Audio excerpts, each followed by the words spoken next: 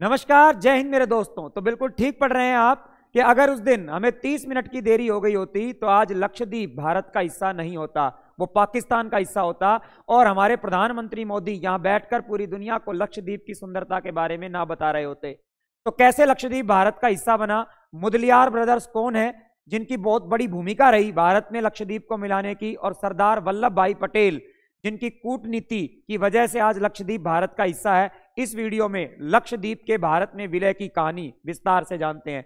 तो देखिए, सबसे पहले अगर हम लक्षद्वीप की बात करें तो लक्षद्वीप भारत के केरल राज्य से लगभग 400 किलोमीटर की दूरी पर, कुछ द्वीप 200 किलोमीटर दूर हैं, कुछ 400 किलोमीटर दूर हैं, 200 से 400 किलोमीटर की दूरी पर हमारा लक्षद्वीप द्वीप समूह स्थित है, जो कि भारत की आज एक यूनियन टेरिटरी या केंद्र शासित प्रदेश है।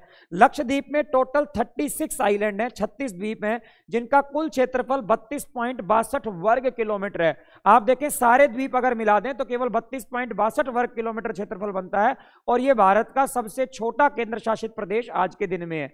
2011 की जनगणना के अनुसार बात करें तो इसकी कुल जनसंख्या 64,473 है, और यहां 96.58% जो लोग हैं वो मुस्लिम धर्म से बिलोंग करते हैं, यानी कि ज्यादातर जो पॉपुलेशन है वो मुस्लिम पॉपुलेशन यहां पर बिलोंग करती है। और इसे भारत में मिलाने का जो पूरा श्रेय जाता है वो सरदार वल्लभ भाई पटेल को जाता है, और साथ में ये जो लोग हैं मुदलियार ब्रदर्स जिनको बोलते हैं, इनको जाता है पूरा का पूरा श्रेय। तो कैसे क्या हुआ? तो देखिए, जब भारत आजाद हुआ तो उस समय सरदार वल्लभ भाई पटेल ने भारत की रियासतों का एकीकरण किया, और उस समय भारत में आजादी के बाद जो 562 रियासतें थी उनको भारत में विलय करने के लिए सरदार वल्लभ भाई पटेल अलग अलग रियासतों के राजा महाराजाओं के साथ बातचीत कर रहे थे, और उनको लगा कि पहली प्रायोरिटी भारत के बड़े हिस्से को भारत में शामिल करने की है। और लक्षद्वीप जो कि भारत के केरल राज्य से कुछ दूरी पर था, उस पर ध्यान किसी का भी नहीं गया कि लक्षद्वीप भी हैं, उन्हें भी भारत में शामिल करना है,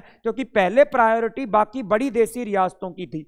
और इतने में जब मोहम्मद अली जिन्ना को लक्षद्वीप के बारे में पता लगा, और चूंकि लक्षद्वीप की ज्यादातर पॉपुलेशन मैंने बताया मुस्लिम थी, तो मोहम्मद अली जिन्ना की लार लक्षद्वीप पर टपकने लगी।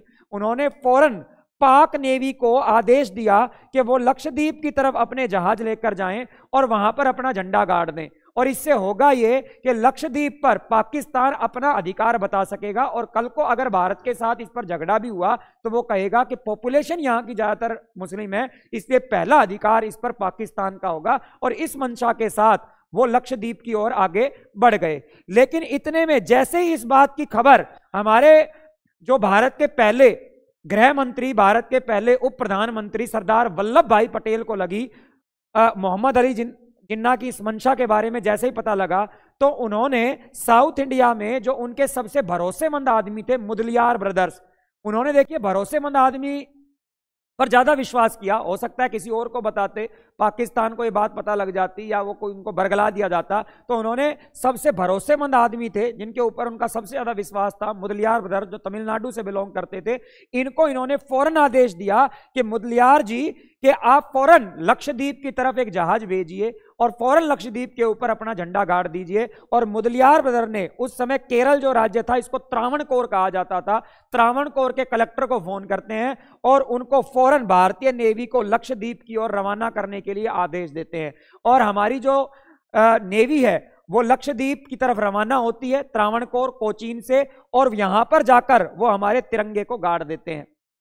और तिरंगे को जब हम गाड़ते हैं तो कहा जाता है उसके लगभग 30 मिनट बाद वहां पर पाकिस्तान के जहाज घूमते हुए दिखाई दिए, लेकिन जैसे ही उन्होंने शान से फहराता हुआ हमारा तिरंगा देखा तो वो वहां से दबे पैर निकल गए। और कहा जाता है कि अगर 30 मिनट हमें देरी हो जाती तो आज यहां पर पाकिस्तान का झंडा लहरा रहा होता। और बड़ी बात ये नहीं है, आपको पता है कि पाकिस्तान चीन का एक तरीके से गुलाम है, और जैसे उसने अपने बहुत सारे एरिया बंदरगाह वगैरह बनाने के लिए, ठीक है, पाकिस्तान को लीज पर दिए हुए हैं, वैसे ही हो सकता था कि वो लक्षद्वीप को कल को लक्षद्वीप पाकिस्तान को कल को चाइना को लीज पर देता, और यहां पर अगर चीन के जहाज होते तो आज के दिन में भारत के लिए कितनी मुश्किलात का सामना हो जाता।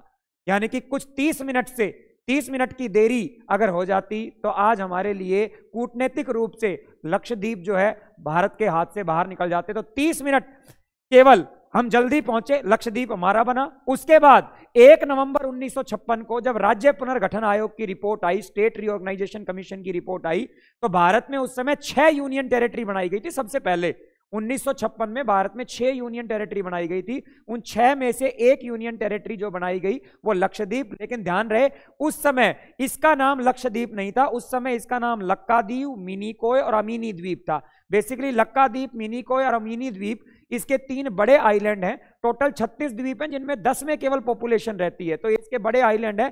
पहले इसका नाम लक्कादीव, मिनिकोय और अमीनी द्वीप था, लेकिन 1 नवंबर 1973 को जो है इन तीनों द्वीपों को, ये तीनों द्वीप केवल लक्षद्वीप का हिस्सा रहे, लेकिन इसका नाम जो है वो लक्षद्वीप रख दिया गया इन तीनों आइलैंड्स के नाम से हटाकर। और लक्षद्वीप का मतलब संस्कृत भाषा में होता है लाखों द्वीप। हालांकि है यहाँ 36 द्वीप, लेकिन ये लाखों द्वीपों के बराबर इनकी सुंदरता है, इसीलिए इन्हें लक्षद्वीप बोला जाता है।